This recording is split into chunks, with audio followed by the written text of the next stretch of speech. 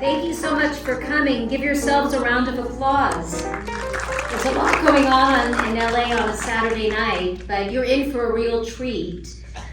First of all, how many of you here know who Colin Higgins was and are familiar with his films? And I think there's a lot of you that are just going to be introduced to him tonight through this amazing award-winning documentary. And I'm not going to talk too much now because you really have to concentrate on this film. It's an educational tool. It's also celebrating laughter, which we need more than ever these days. And don't leave, because afterwards I'm going to be conducting a Q&A with the filmmaker, Nicholas Eliopoulos, and a surprise guest or two. So turn off your cell phones and also think of some questions you want to ask.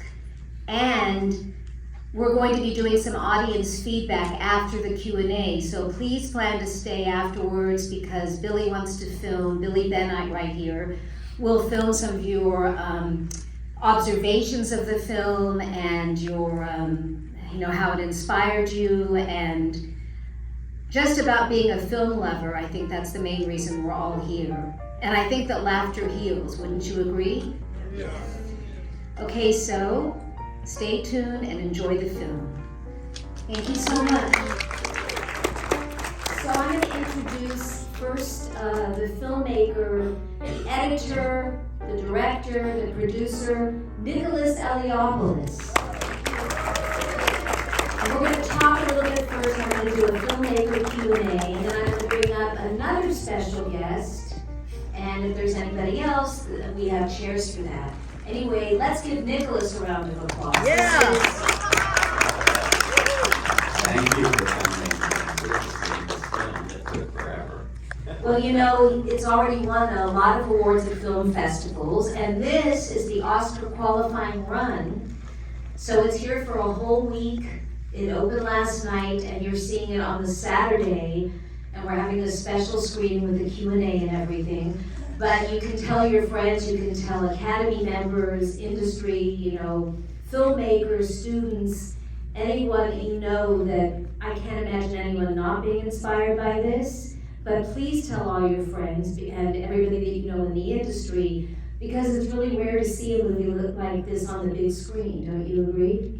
It is unusual. Yeah. We had a big premiere for it in May, and we had a big celebration. It's the 50th anniversary of the NuArt, which we're in. And give us a round of applause too. I know you saw it in the film, and part of Foul Play was actually filmed here. So that's another amazing reason to have the run here. Anyway, I'm going to start off with a question probably everyone's dying to know, but when did you get the idea to make this? And also, how long did it take?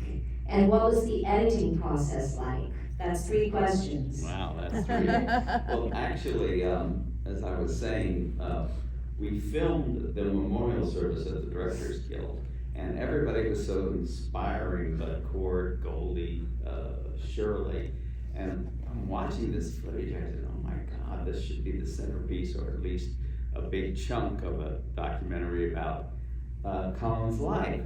And then 30 years later, we finished it. So, it was just, we would find someone, we would interview Dolly, we'd interview Lily, they were 6 months apart, and 2 interviews a year, and then we'd get money and we'd edit, and we had other lives, we had other jobs. But if it hadn't been for Jim Rogers, who runs the Colin Higgins Foundation, we would never have this film. And my tenacity, which I can't understand either. I'm just shocked. But this is kind of a big circle for me, so I really appreciate you being here because, my dream was to have it on the Academy streaming site. And at the end of this week, it will be able to do that. And that's the only thing I could think that we could do with this film. I don't know. Well, we're honoring it. My mom and sister are here, and it's getting a very special award in Palm Springs in September, which hasn't been announced yet, but it will be very soon. You want to announce it now? At the end, at the end. Because we're going to open it up to questions too. Now, the music is such a big part of it, you know. I mean, Colin had so much, besides Cat Stevens and 9 to 5 Dolly, and so many great theme songs, and you've got a great score here, but also the theme song, Whoever You Are, won recently back in June. You want to talk about that? This film, as I mentioned, has been winning awards on the festival circuit, and you won for Best Documentary. Also at the Hollywood Real Independent Film Festival, but the song won, and I think that, you know, music so much enhances a film. So talk a bit about Todd and David Michael Frank, who was here for the big premiere back in May. Yeah, David did all of my documentaries since this is my fourth, and he did a great job on my Mary Pickford. I mean, he's such a talented composer. And so I went to him right away, and, you know, he waited a long time to do this one. And we said we should have a main title song. So he and his friend Todd wrote this, and it's just wonderful. A slow version on the end credits, and the fast version, which is the front credits. And I just, his underscore, if you listen to it. Someone just recently said we should put the soundtrack up on iTunes, you know, just because his underscore is beautiful to listen to without the movie, and it just, every scene he scores is just, makes it come alive. So it's a big part of this movie. And the opening sequence with the clips and memories of Colin with the song is just, you know, that's the trailer, right? That's different than a regular trailer. I have no idea how to make a trailer for this. and it isn't really sad ending, you know, although that's his, you know, the end of his life was sad. How he met it so young. He would have gone on to do so many. Oh, as a matter of fact, I've been listening to some interviews that were left with Lazarus, actually, and I found out that after Out on a Limb, Shirley MacLaine and he were working on a comedy film about UFOs, which is something I enjoy anyway. I didn't even know that. No, I didn't know it until 5 days ago. I don't think it was made public, because these are interviews that no one's heard. They're just between him and his psychologist and his friends, and so he was asking about that. Well, you know, it's bittersweet because Colin passed away on August 5th. It's coming up on Monday, and he was born on July 28th, which was my grandmother's birthday, and Out on a Limb changed my life. So, you know, the book and the movie, and so Colin had such a spiritual bent and a mystical bent.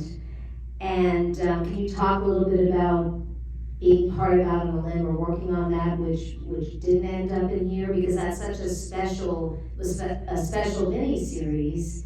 Well, you know, I had done three of Colin's films by then: Foul Play, 9 to 5, and Vessel of Western Texas, and I found out that he'd never read Shirley's book, Out on a Limb. I said, Colin, you've got to read this book. You've got to meet Shirley. You guys are a match. It's, you know, I hounded him. And then he did read it. And oddly enough, Roddy McDowell, who's a big part of the MPTF campus, was with Shirley at a restaurant. And Colin knew him. He was there with somebody else, and Roddy introduced them. And then suddenly it went to the mini-series of Out on a Limb, and it just all fell together. That's meant to be. I don't believe in accidents. Now, 9 to 5, you know, you also talked about that you heard Dolly do the song, right? Or that story that actually is in a sister documentary called Still Working 9 to 5, which is a documentary that also came out a few months before this one, and that's all about, you know, the movie of 9 to 5, the TV series, the Broadway musical, which is now a touring musical, and also the 9 to 5 movement. Yeah, well, I take credit in that movie. I'm interviewed for being the first one to do with the 9 to 5 crew and everybody to hear Dolly's song, because she wasn't working that day, and I was walking to the soundstage, and she saw me and she said, "Hey, Nicholas, come over here." And she had her little guitar. She just strummed a few bars of it. She says, "What do you think of this?" "Working 9 to 5. I said, "Oh my God, that is a hit, Dolly." you think I should play it for Jane and Colin? I said, absolutely. And so, you know, they have a different version of how they first heard the song, but that's the truth. You know, and that movie is such a classic, and you got to work with Lily directly on the animation sequences, and that, not only did that enhance the film so much, but it's so rare, but people have copied that, having animation in the middle of a comedy, which wasn't done, or in any narrative film, it's not done that often, except for like Mary Poppins, which was a musical. Yeah. So what are some of your well, memories? you know, Colin knew that I was a big Disney fan, and I loved animation, so he set up a lunch with Lily, and he was writing the fantasies, and Lily wanted to be a Snow White. I mean, she wanted to be kind of Glinda and Cinderella come down and you know, free everybody. And Colin was pushing her towards Snow White and animated characters. And so she finally signed on to the idea. And he put me in charge of the things to go off and make it happen. It took us 8 months to hand paint 14,000 animation cells out here in the valley, just for a 3-minute sequence, you know. And it was really a highlight of a lot of my career, even though I've done a lot of different things. But it's a testimony to Colin Higgins, because on the 3 movies he directed that I worked on, he had such a powerful, subtle personality that he would inspire somebody to work 30 years on his story. I mean, Yeah. it's all due to his you know, carried me through. I just wanted to tell that story, because so few people really knew him. Well, there's so much that he accomplished in his life. You know, when you see the movies, and just think what he could have done if he lived. And all the footage you got about the AIDS quilt, and just that whole time that people, it's not that we all forget, but people do sort of forget what impact AIDS had on the world. And when you're editing something like this, I noticed that you, obviously, because Harold and Maude is such a classic, and as Colin said, it was his favorite, how did you consciously make a choice to include Harold and Maude throughout?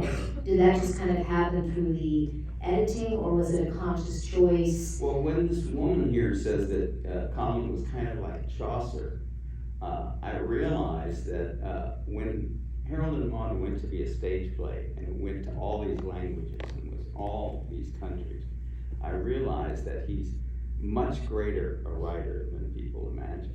And he's, in a way, a modern day Shakespeare, you know. And so I thought, well, let's see if we can lay it out here and explain it to people, so that someday they'll realize more of his work.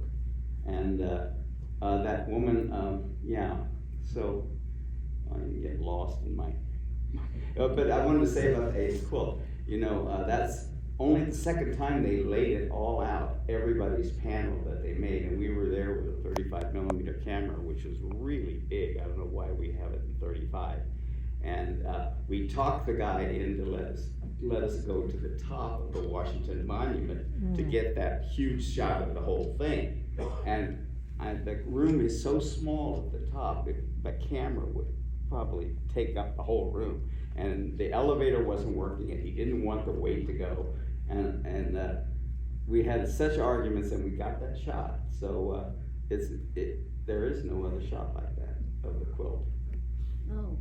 And Well, everybody is so moving, you know, then waltzing Matilda, oh, you know, which you know is from, well, featured, it's the Australian unofficial national anthem, but it was featured on the beach, and so we had the audience sing it at the premiere. Remember that? yeah, oh, that was so sweet. I remember I'm filming that 8mm footage of the singing of that, and that was the family's idea, because they sang it at every one of their get-togethers, and so I didn't know that was going to happen that night, but we did know about the party ahead of time, and so it's a beautiful piece at the end.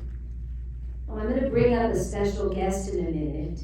But I want to talk about Jim Rogers first, who, as you know, is the president of the Colin Higgins Foundation and also the writer and producer of Celebrating Laughter.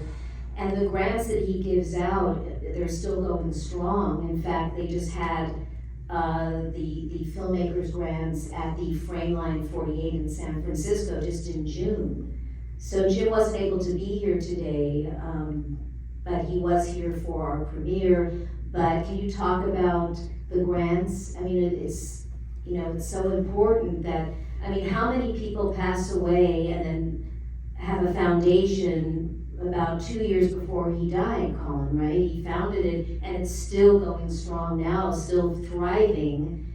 And Frameline is a very impactful festival. It's the first in the country, LGBTQ plus, right, film festival. It was the oldest, I think. It's the oldest, and they just had a robust festival and amazing filmmakers. Well, when Colin set up his film grants, they were for like 5 different places, you know, American Film Institute, USC, and all that. And as the money dwindled, Jim thought it was important to just, you know, just focus on the LGBTQ community, and so that's he's carried on quite a bit, and he was mostly the narration writer in this, so he sort of gathered a structure and sort of explained Colin's life on paper that I was able to use in the editing room to put things together.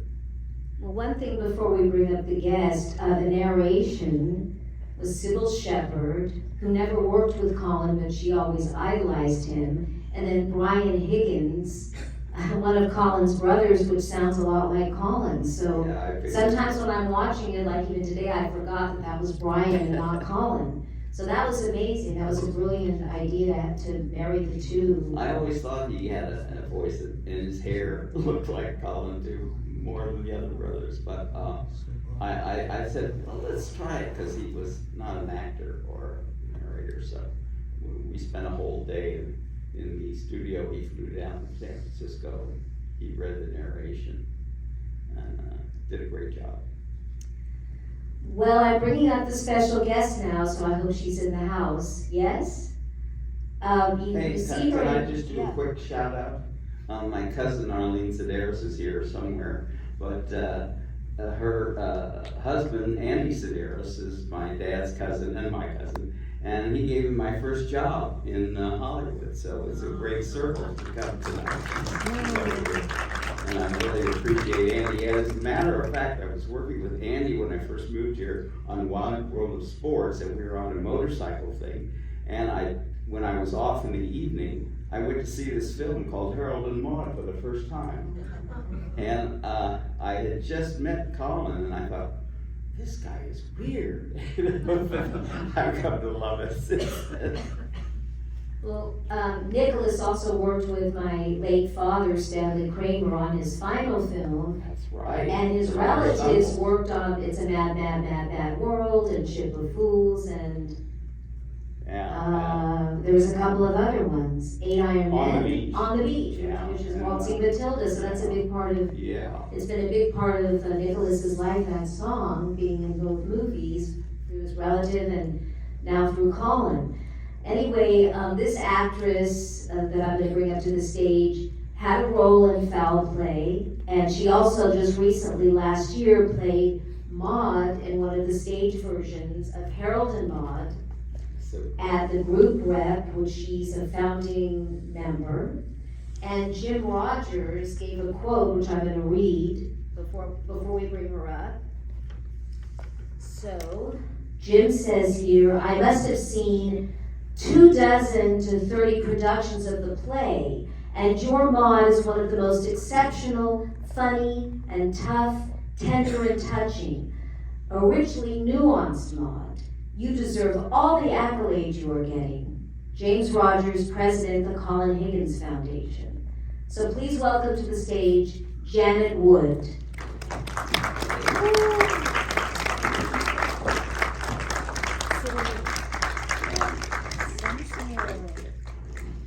And stay there, Nick. Thank you. Thank you so much for coming. Thank you so much. You know, Please talk about, first of all, this is your first time seeing the film. It is a remarkable film. It brought up so many memories. And Barbara Samet is one of my best friends. And since I had never seen this, it was so enlightening to me. And to see Colin again, it was just completely touching, and I loved it. It really is. It's a movie that stays with you and talks about how laughter is healing.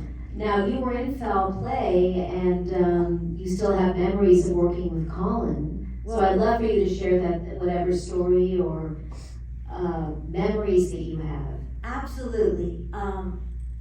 Now, 9 to 5, when was that filmed? In the late 78 to 9. And it came out in 1980. Okay, so I had an audition, just a regular audition, from my agent to go into Foul Play, and Colin brought me in. He treated me like I was his best friend. He never read me. He never asked me to audition. He said, no, we're just gonna sit and talk. So we sat and talked, and I said, okay. And the next day, my agent said, you're doing the film. So I didn't know anything about Colin. So when I went to the set, I walk on the set, I'm all ready to go. And he goes, Janet, oh, I'm so happy you're here. Come on. And he takes my hand. And he introduces me to all the crew and most of the other actors and things like that. And he could not have been more welcoming. And then at one point, I hadn't met Goldie, and at one point, I see her. And I couldn't take my eyes off her. And finally, she comes up to me and she said, why are you staring at me? And I said, because you're the most beautiful woman I've ever seen. And she just opens her arms and hugs me. And so when we shot right in the lobby, right here, in the NuArt Theater. The first part of it was in the office, and I was sitting on Chuck McClane's lap. No, Chuck McMahon. Chuck McCann? Chuck McCann? Chuck Yes, McCann, yes, yeah. Chuck McCann. Lap. And my bit was, I'm sitting there, and I'm on his lap, and all of a sudden Goldie runs in, and he stands up, and plop, I go on the floor. And then I slam the door, and there's a scene out in the lobby, and he is talking with Goldie. And he goes, oh, Sylvia, and he says, come on. And I say, sorry, I gotta go heat up the weenies. And then I go behind the counter. And then the section where I had to fall, something went wrong with the camera. So I had to come in another day, and I did it about 10 more times. Oh my God. I had this purple bruise on my head.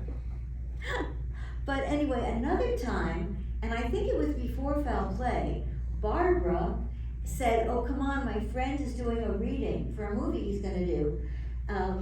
You'll play one of the parts. So I went to Universal, I think it was, and it was for 9 to 5. So I read the Dolly Parton part, and she read another part. So that was... Oh, you read with Dolly? No, I read as Dolly. Oh, okay. As her character. Yeah. Dorothy Rhodes. Right. I guess he'd like to read his scripts, have actors read his scripts so he could continue rewriting and do things like that. And what a great idea that is, but I'd never known anybody else who did that. Me either. Is that office still there? The office is not there, that's like a storage area, Oh, but the lobby is exactly the same. So we need to take a photo of you there, right? Absolutely. In the office area, we'll do that, we'll Absolutely. do that. that's a funny scene in the movie. You have to all watch the movie again and look for that. Yeah. When I went to Colin's funeral, when I walked in, I almost fainted because I had never met his brother. And his brother looked so much like him. I said, there he is. And this was his funeral. And they said, no, Barbara said, no, that's his brother. Mm. Oh. And Barbara was one of his best friends. She went to Europe with him. What a love story between them. This friendship that was so strong and beautiful. And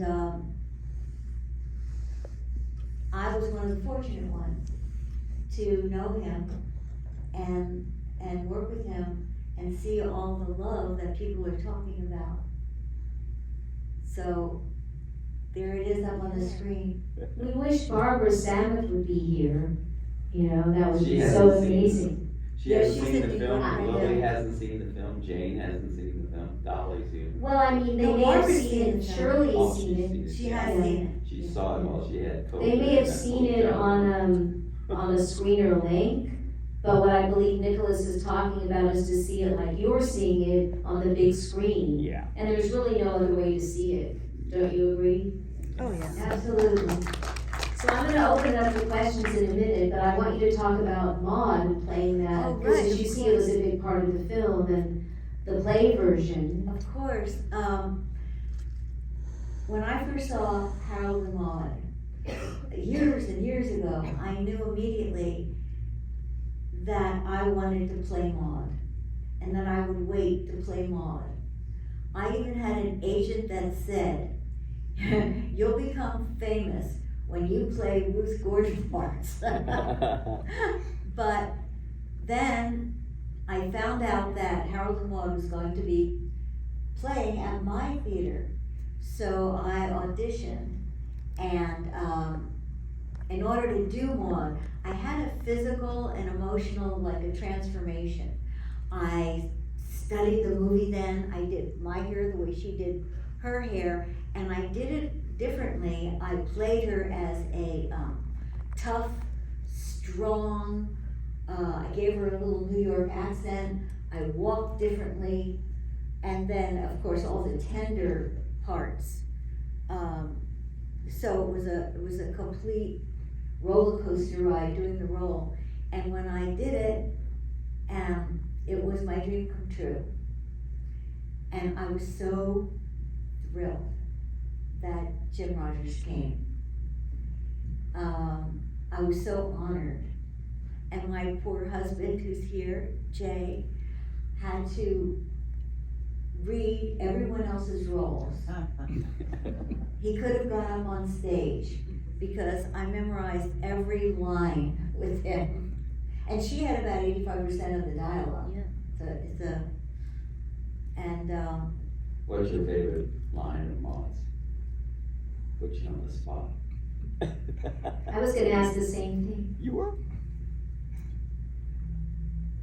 I think at the very end, when she's sitting with him and she's telling him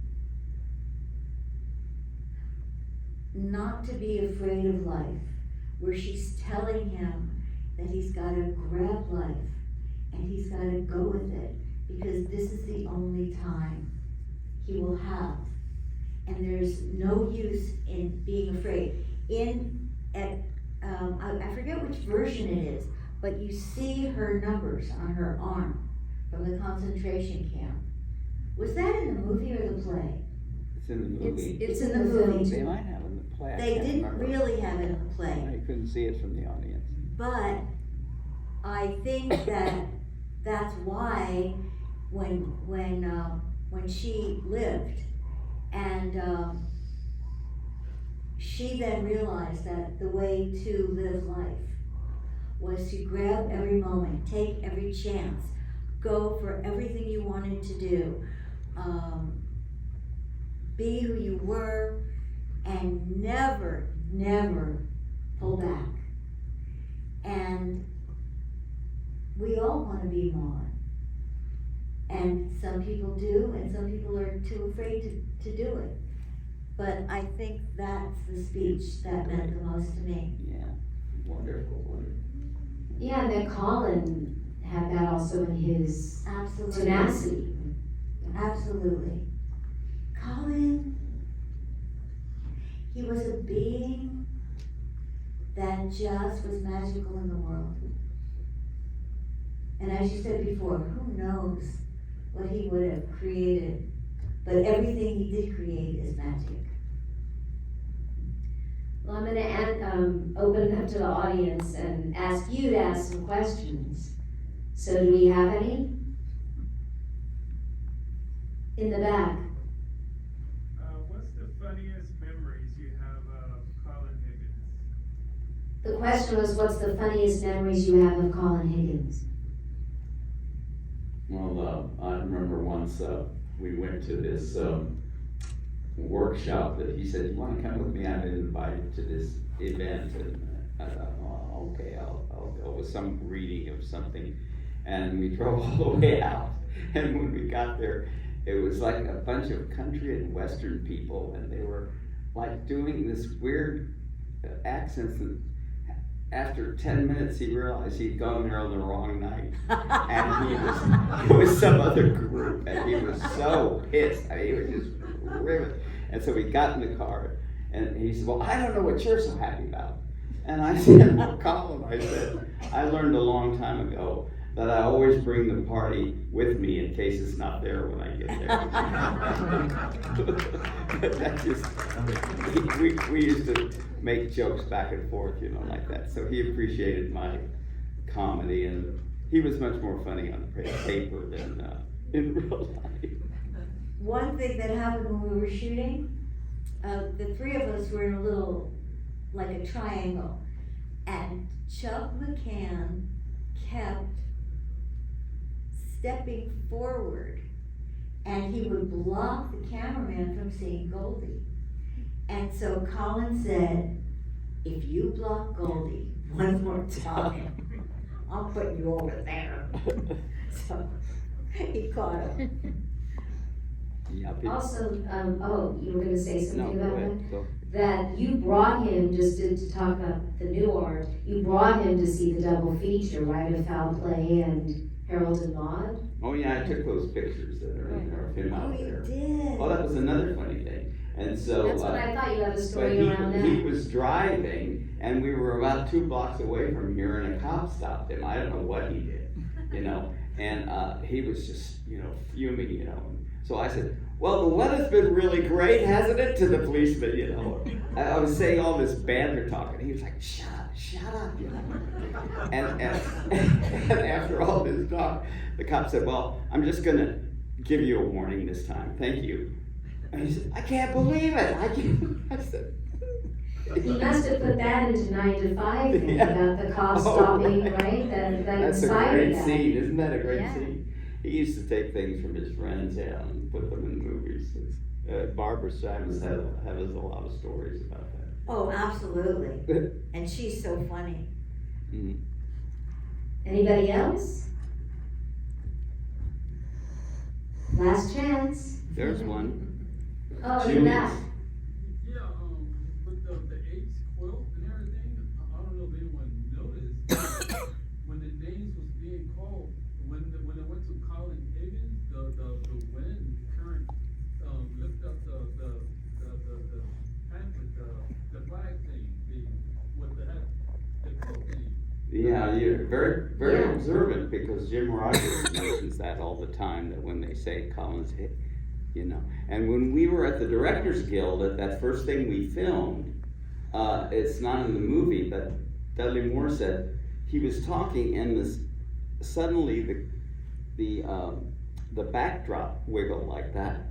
And it was something that Dudley said, and he said, "Did you see that?" And everybody thought that was Colin wiggling. Yeah, as I mentioned, and he was it was metaphysical, you know, he was always that way probably before Shirley MacLaine, correct? Or did she inspire him to, well, he was a New Age director, but she led the crusade, so to speak, of, you know, people in the entertainment industry, a big star like that becoming metaphysical without her limb and exploring reincarnation and all those New Age issues that people were afraid to talk about, right? So Colin was right there on the forefront of it. Yeah, and Shirley, I just had dinner with her just before her 90th birthday out there in Malibu, and we talked about Colin, and she's still pissed off that she didn't get to work with him more. And I talked to her on Colin's birthday, and she said, "Oh, I spoke to him. I wished him a happy birthday in heaven." Yeah, it's so sweet. But any other questions? Oh, right over there. This isn't really a question so much as just a comment, because last night, it's been years since I'd watched a lot of Colin's films. I first knew of him because of Out on a Limb, but I'd also seen years ago Harold and Maude, 95, Best Little Whorehouse, and the past 2 nights, very serendipitous, friends of mine that I was with just happened to say, "Oh, Best Little Whorehouse has just come on Tubi." So we watched it, and as it turns out, it was the friend of mine's, one of their favorite films. So 2 nights ago I saw that ahead of tonight. Last night, coincidentally, I was with a friend who put on Harold and Maude. And rewatching these movies for the first time in so long, I really just thought that they were brilliant and funny, and just what Colin says, the footage from one of the talk shows where he talks about how laughter is a very spiritual and a very healing thing, very close to godliness, or whatever his turn of phrase was that he used in there. I just thought that that was such a great thing. Nicholas, I love the fact that you called the movie Celebrating Laughter. And I love the fact that, I don't know, it just seems to be a running theme, not just in his career doing so many comedies, but also, as that talk show host had pointed out, he marries a spirituality, a spiritual enlightenment, a lifting up of the soul with that comedy. I just think that's such a great thing. Thank you for capturing these elements of Colin's career, and also educating people like me who just knew the name but never knew anything about him. It's very much appreciated. Yeah, in fact, he took on Best Little Whorehouse because he thought that woman's story that ran the whorehouse was just, it was another way of looking at sexual liberation and how people are, you know, cloistered with Catholic thoughts. But yeah, that's great. That's great. Oh, and one thing, he wrote a script that is unproduced. His last screenplay, Wizard's Fool, that he was writing over a number of years. And one of the characters he was writing for Richard Pryor, who would have been great in it, you know, and he's not around. They later tried to make it a Warner Brothers with Robin Williams, but it just didn't fit. And Richard was a nice little add to his career, you know. Well, before we go out into the lobby and get some feedback, some audience feedback, if you don't mind, does anyone else have any burning questions? Oh, right there. Hi, Nicholas. Hi. Just wondering, what is your favorite film of his, and what was your favorite experience working on one of his films? Well, of course, it's 9 to 5. I mean, that was just such a highlight. And I did all the sound work on that, editing at the same time, doing that animated sequence. And it just was beautiful because the president of Fox was changing at that time. So for 3 months of the film, we had no president of the studio, which is a big deal. It's like the employees can run around and do whatever they want, you know.